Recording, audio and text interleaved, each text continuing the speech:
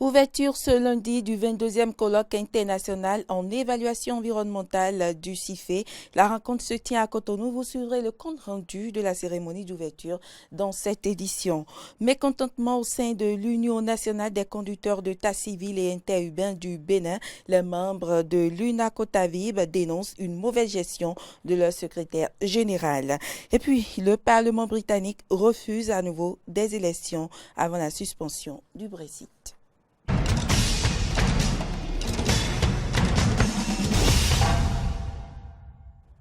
Mesdames, Messieurs, bonjour et merci de nous rejoindre pour ce point de l'actualité. Le 22e colloque international en évaluation environnementale du CIFE se tient à Cotonou. Il réunit des participants de plusieurs pays du monde. La cérémonie d'ouverture a eu lieu dans la matinée de ce lundi en présence de certains ministres du gouvernement. Reportage. Le colloque international en évaluation environnementale. Cette rencontre est une initiative du Secrétariat international francophone pour l'évaluation environnementale CIFE en partenariat avec le ministère du cadre de vie, du développement durable et l'Agence béninoise pour l'environnement ABE. Les participants venus de plusieurs pays du monde vont débattre des différentes questions, problématiques et contraintes liées aux enjeux fonciers appliqués aux évaluations environnementales, d'où le thème des assises, évaluation environnementale et enjeux fonciers. Nous avons voulu, dans le cadre de ce colloque, mettre les deux éléments ou les trois éléments ensemble. L'évaluation environnementale, le foncier, mais aussi la géomatique. C'est à cause de ça que le thème du colloque, évaluation environnementale et enjeux fonciers,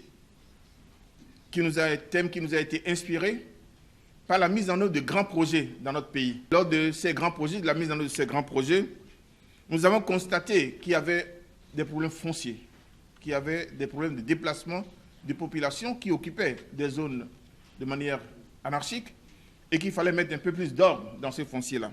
Le CIFE est une organisation non gouvernementale internationale à but non lucratif basée au Canada. Il est aujourd'hui la seule plateforme qui favorise les échanges d'expériences et d'expertise dans le domaine de l'environnement. Cette initiative découle d'une volonté politique de développer et de mettre en valeur l'expertise des pays francophones dans le domaine de l'évaluation environnementale et sociale. La raison étant que, et je ne me gêne pas pour le répéter, qu'il y a une expertise originale en francophonie dans le domaine. La mission du CIFE à cet égard consiste à animer le réseau des experts francophones par la réalisation d'activités de renforcement des capacités des personnes et des institutions. Ce 22e colloque du CIFE se tiendra du 9 au 11 septembre. Il sera suivi d'un atelier de formation du 12 au 14 septembre 2019. Le ministre du cadre de vie et du développement durable, José Tonato, à l'ouverture des travaux, a rappelé les actions fournies par le Bénin pour l'intégration du volet environnement et social et l'engagement du gouvernement à continuer dans ce sens. Je voudrais vous assurer donc de l'engagement du gouvernement à poursuivre la restructuration courageuse et un développement conséquent de l'Agence béninoise pour l'environnement de façon à la mettre au niveau des ambitions de développement de notre pays, pour qu'elle devienne un levier incontournable en matière d'élaboration d'outils techniques indispensables et de formation de professionnels de type nouveau de l'évaluation environnementale et sociale. Il est attendu à l'issue de ces assises des approches de solutions pour mener une riposte face aux enjeux et risques environnementaux et sociaux. Mauvaise gestion au sein de l'Union nationale des conducteurs de taxis et tas civils et interurbains du Bénin UNACOTAVIB. Les membres de l'Union désapprouvent la gestion de leur secrétaire général, Gérard Adaïcha. De quoi est-il question concrètement? Suivant cet élément de Laurent Roland-Tondenkes et Damien Pedro. Un dossier de mauvaise gestion secoue depuis quelques semaines l'UNACOTAVIB, l'Union nationale des conducteurs de taxis civils et interurbains du Bénin. Certains membres du bureau dénoncent la gestion solitaire du secrétaire général Gérard Adaïcha. Ce que nous sommes en train de lui reprocher est que c'est la manière dont il est en train de gérer le syndicat. Puisque ça fait 3 ans, nous nous sommes réunis en 2016 depuis 2016 jusqu'à aujourd'hui. On ne se réunit plus, on n'entend plus rien. Il fait tout, lui seul, dans le syndicat. Or, sur notre agrément, nous sommes 4 reconnus par le ministère de l'Intérieur. Des propos confirmés par le trésorier général Zunda Rungevu qui affirme qu'aucun point ne lui est fait depuis 3 ans. Et pourtant, des collectes de fonds sont faites chaque mois sur les gares routières. C'est lui-même qui a dit ça. C'est lui-même qui nous a donné les détails des fonds collectés. Ce n'est pas nous qui avons inventé les chiffres. Il a collecté 126 000 par mois à la gare de Tokpa seul. Nous ne parlons pas encore de Boycon, d'Abomey. Pour l'Atlantique, c'est 40 000 tous les 2 mois. Il y a la gare du Séjour Godomé, Pao, Ouida, il collecte tout ça. Et Atlantique, c'est Godomé, c'est quoi le veau? Pao, ton veau. Grégory, ton veau. Bueno, donc, selon Zunda Rungevu, ce sont les coordonnateurs de gare qui collectent les sous et qui les envoient au secrétaire général de leur syndicat par transfert mobile money. Des allégations que réfute Gérard Daïcha, secrétaire général de l'UNACOTAVIB. Les gares routières ne fonctionnent pas, dit-il. L'organisation en question, l'UNACOTAVIB, le trésorier est là et nous avions des sessions, des gares routières. Et tant que les gares routières ne fonctionnent pas, les gares routières ne peuvent pas donner des rendements. Et j'ai convoqué des séances et ils ne veulent pas assister. En toute organisation, il doit y avoir des mésententes. Et ces mésententes, c'est au cours des séances que nous pouvons régler ça. Mais nous ne sommes pas juste à ce niveau où il y a des lettres qui sont envoyées, des plaintes parties, d'autres, je ne crois pas. Le camp opposé avait par ailleurs saisi le ministère de l'Intérieur et la CGTB, syndicat auquel est affilié l'UNACOTAVIB. Mais toutes les propositions faites par ces 2 instances auraient été rejetées par la suite par Gérard Daïcha, qui, quant à lui, rejette le tort sur le secrétaire administratif Jean Vianney Ekpangbo. Zunda Rungevu évoque également un dossier de vente de tickets de l'ordre de 6 millions passé sous silence. Si Zunda Rungevu et les siens exigent la mise en place d'un comité de gestion pour la suite du mandat, Gérard Daïcha, le secrétaire général, les invite à la table de négociation. Maintenant, nous voulons un comité de gestion. Il n'a qu'à laisser la gestion et le comité prend devant pour gérer le syndicat parce que ça nous reste que 10 mois pour notre congrès ordinaire. Je tiens à dire à mes éléments, à mes camarades du bureau national, que si nous restions à distance, nous ne pouvions pas savoir ce qui se passe réellement. C'est notre chose. Sans la mise en place du comité de gestion dans un bref délai, Zunda Rungevu entend saisir la brigade économique et financière pour dégager sa responsabilité. Culture à présent, noce de pelle pour l'ACCTB, entendez, l'association des chanteurs-compositeurs traditionnels du Bénin et ses membres. Le DICREUSE a eu ses 30 ans de vie samedi dernier, occasion pour les membres de déclarer leur soutien au programme d'action du gouvernement. Frédéric Espoir, Mambou, Damé Pédo. 10 grands artistes traditionnels ont convergé à la place Gourou d'Abomey pour cette commémoration. Chants, danses, rythmes locaux de toutes sortes ont été exposés à ce rendez-vous. Pour Christophe Aïssi, président d'honneur de l'ACCTB, il faudra tout faire pour perpétuer ce creuset car il porte déjà des fruits et surtout des fruits de qualité. Cette association que j'ai connue et qui aujourd'hui sur la scène nationale en matière de la culture a fait du chemin et fera du chemin. Et c'est pour ça que je voudrais tout simplement prier l'Éternel Dieu Tout-Puissant, le ciel et la terre, pour qu'il nous accorde de longévité pour voir les merveilles de cette association-là, parce que de cette association naissent déjà des embryons qui doivent pouvoir prendre la relève. La relève, elle est assurée, elle est de qualité, elle sera de qualité. Les artistes traditionnels ont profité de l'occasion pour apporter leur soutien au président Patrice Talon et tout son gouvernement dans la mise en œuvre du programme d'action du gouvernement. Un soutien contenu dans la déclaration du président Jean Honti Kiki. Réunis au sein de l'Association nationale des compositeurs chanteurs traditionnels du Bénin, déclarons solennellement notre soutien total au président Patrice Talon, à son programme d'action du gouvernement, à toutes les réformes engagées au ministère du Tourisme, de la Culture, de l'Artisanat pour le bien de nous, les artistes.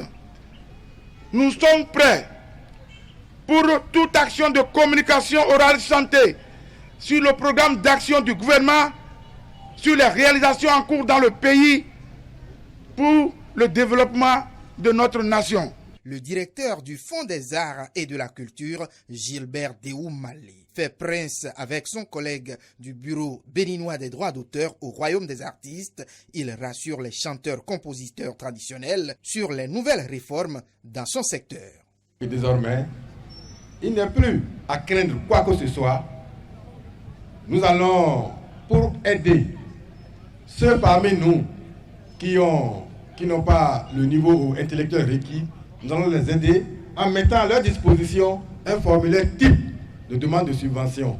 Ainsi, on mettra fin au rançonnement parce que ceux qui s'interposent entre le fonds et les artistes n'auront plus à faire. Pour la circonstance, la clé du royaume des œuvres culturelles matérielles et immatérielles a été confiée au chef de l'État Patrice Talon via le DEFAC Gilbert Déou Malé.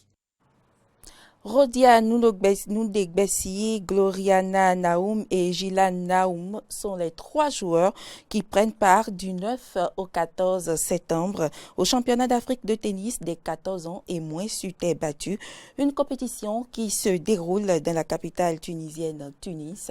Gloria Nundegbessi et Christian Aloakenou se sont prononcés avant le départ de Cotonou. On les écoute.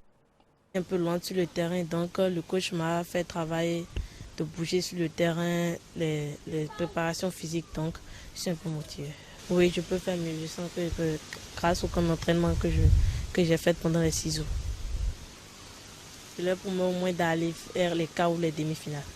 On a bien pris la chambre pour la préparation, on s'est bien entraîné, il y avait du matériel adéquat, le tournoi se déroule sur la terre battue là-bas. Donc on s'est beaucoup préparé pour ça. Surtout avec Rodia qui est un peu lente sur le coup, elle n'est pas assez. Donc on a travaillé sur la mobilité, la vitesse, la vélocité, aussi sur les glissades, l'amorti, slice, ainsi de suite. Sur la terre battue, il faut que si vous avez ces qualités, vous êtes sûr d'avoir de bons résultats. On peut vraiment espérer quelque chose, surtout avec les 2 Naoum qui vont nous rejoindre à Tunis. Les 2 sont en pleine préparation en France, ils vont nous rejoindre. Donc j'ai eu le papa, on a discuté au téléphone, donc il m'a confirmé que les 2 sont vraiment préparés pour affronter les Maghrébiens. C'est une mission noble, hein, et puis vu notre préparation de 6 jours, ça nous a motivés pour aller décrocher quelques places là-bas en Tunis. Donc, nous sommes vraiment motivés, bien préparés. Hors du Bénin, ce lundi soir, les députés britanniques ont voté contre des élections anticipées. Boris Johnson, lui, campe sur ses positions. Pas question d'un nouveau report du Brexit. Reportage. Nouveau camouflé pour Boris Johnson. Les députés se sont exprimés contre la proposition du gouvernement de tenir des élections législatives anticipées. Une défaite sévère pour le Premier ministre. Avec 293 voix pour et 46 contre, la proposition du chef du gouvernement n'obtient même pas les 2 tiers suffisants pour avoir la majorité. Les oui à droite, 293. Les non à gauche, 46. Donc, les oui l'emportent. Malgré cet échec, Boris Johnson reste ferme sur ses propositions. Avant ce vote, le Premier ministre avait assuré qu'il ne demanderait pas un nouveau report du Brexit en dépit d'une loi votée la semaine dernière et entrée en vigueur ce lundi. J'avais déjà demandé à la Chambre de faire confiance au peuple, mais une fois de plus, l'opposition pense savoir mieux que tout le monde. Elle voudrait que le Premier ministre britannique entame une négociation vitale sans avoir le pouvoir de se retirer. Ils veulent retarder le Brexit encore une fois sans respect pour ceux qui ont voté pour, et continuer de verser à Bruxelles 250 millions de livres sterling par semaine sans raison valable. Avant tout scrutin, l'opposition veut s'assurer que la perspective de no deal soit écartée et que le Brexit soit repoussé de 3 mois comme le Parlement l'a voté la semaine dernière. Une opposition qui refuse de risquer un désastre avec une sortie sans accord. Nous avons hâte d'avoir des élections, mais aussi enthousiastes que nous sommes, nous ne sommes pas prêts à risquer d'imposer le désastre d'un no deal à nos communautés, nos emplois, nos services ou même nos droits.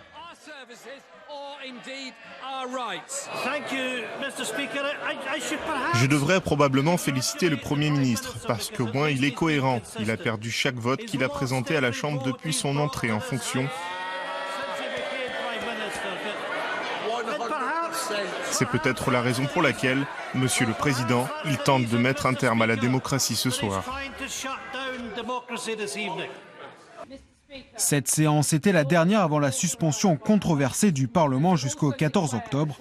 C'est dans une ambiance très tendue que la cérémonie de clôture s'est déroulée.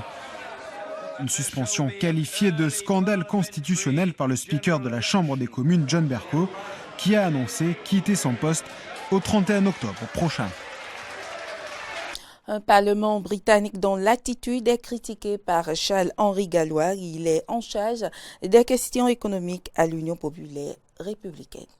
Ce Parlement se ridiculise et bafoue la démocratie depuis maintenant 3 ans. Il faut se rappeler que c'est quand même ahurissant à plusieurs égards, puisque les Britanniques ont une première fois voté par référendum pour sortir de l'Union européenne. Et après, il y a eu des élections générales qui ont eu lieu. Et à ces élections, les 2 grands partis, que ce soit le Parti conservateur ou le Parti travailliste, les 2 avaient dans leur profession de foi, ce que les Britanniques appellent le manifesto, le fait qu'ils écouteraient le peuple et qu'ils feraient le Brexit. Or, on est maintenant 3 ans après le référendum. Ça rappelle furieusement le référendum de 2005 qui a eu lieu en France. Et les élus, qui sont normalement censés représenter le peuple, ne suivent pas ce que veut le peuple et ce qu'a voté le peuple, à savoir le Brexit, mais décident finalement, alors l'alibi est évidemment d'éviter un Brexit sans accord, mais il faut pas s'y tromper, on ne peut pas vouloir éviter un Brexit sans accord et ne pas vouloir redonner la voix au peuple par des élections générales. Donc en réalité, ce que veulent ces parlementaires, c'est tout simplement de stopper, d'arrêter le Brexit et donc de bafouer le plus grand référendum qui a eu lieu, le plus grand vote de l'histoire du Royaume-Uni. Donc ces parlementaires ne représentent plus le peuple, ils ne représentent qu'eux-mêmes et on peut même dire que ce sont à cet égard des ennemis de la démocratie à l'heure actuelle. Mesdames, Messieurs, ce sera tout pour cette édition. Merci pour l'attention.